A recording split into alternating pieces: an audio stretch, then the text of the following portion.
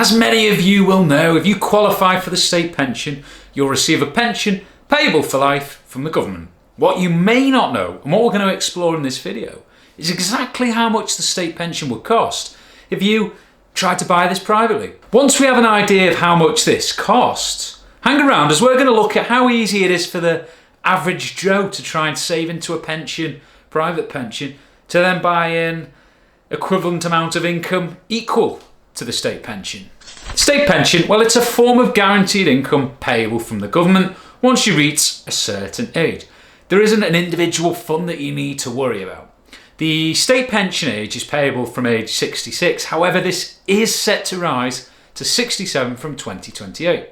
The new full state pension, which is for anyone who retired after 2016, and what this video is going to focus on, is £221.20 a week, which equates to just over £11,500 per year. The state pension doesn't just magically appear in your bank account. This is something you have to positively elect and claim for. The state pension and whether you're going to be eligible for it is based on your national insurance record. To get the minimum amount of state pension, you need 10 qualifying years of paying the necessary NI contribution.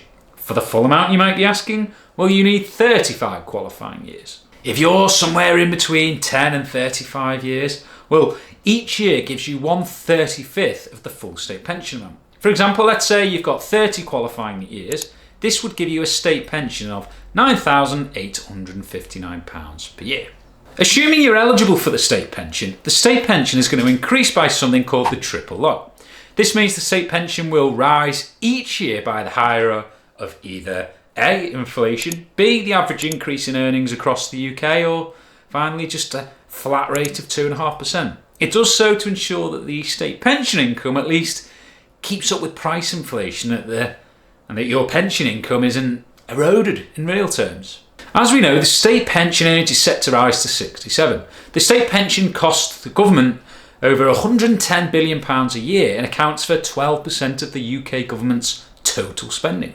As a result of an increase in life expectancy and falling birth rates, the Office for Budget Responsibility estimate that the cost of the state pension as a percentage of the UK's gross domestic product will increase from 4.8% in 2022 to over 8% by 2070. As the cost of it continues to increase and given the strain on public finances, it's very possible that the state pension could see further changes in the future, be it the state pension age goalposts moving once again, or it could be means tested, or how it's paid could change. But this would prove very unpopular. On that cheery note, let's now look at why you shouldn't just rely on your state pension and also look to see what it would cost you if you tried to replicate or duplicate the state pension via your private pension. So what's the closest thing to the state pension? Let's recap some of the state pension characteristics. So it's payable for life from your state pension age, which is 66 currently. There's no investment fund that you need to worry about, and so the pension's guaranteed. It will increase by the triple lock, and once you die, in the vast majority of cases, the state pension is going to die with you. So the closest thing to the state pension based on these characteristics that you can buy is a lifetime annuity. An annuity is where you essentially swap your pension fund in return for a guaranteed income, often from an insurance company. They'll make various assumptions and educated guesses around your mortality and, rather morbidly, how long you live for. It's a game of odds calculating the likely payout period, and comes down to the fact that the longer you live for, the more income they'll have to pay, and the opposite would be true if you die prematurely. They would be quids in, as they would get to keep the pension fund and no longer have to pay you this pension income if we assume there were no survivor pension attached to it or anything. So we know the following things about the state pension. We're going to go and try and replicate the state pension with an annuity. We're going to see what pension fund will be needed to then buy an annuity income of £11,500. We'll select an annuity that is based on a single life basis. In other words, the annuity dies with you when you die. The age at which the person buys the annuity will set it at the state pension age of 66. It's impossible to predict what the triple lock's going to be each and every year. So for how much the annuity will increase by each year, let's just go with 3% a year. We'll base the annuity on a female in good health. Using these assumptions, to buy an annuity equivalent to the state pension of £11,500 a year, you would need a private pension pot of £210,000. Now, for some of you, the thought of trying to replicate that pension income and effectively save 210k sounds ridiculous and is far-fetched, particularly as the average pension pot in the UK is a lot less than this according to various sources.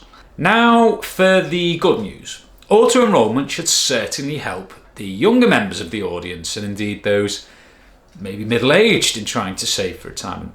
How hard is it for someone aged 25 with no pension savings to try and save 210k?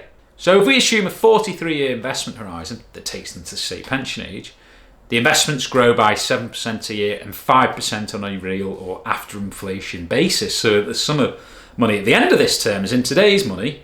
If you were to save just £117 per month, at the end of this period, you would have a lump sum of just under £212,000. If we assume this person saved into a pension and got tax relief, this means the amount to save each month would just be a measly £93.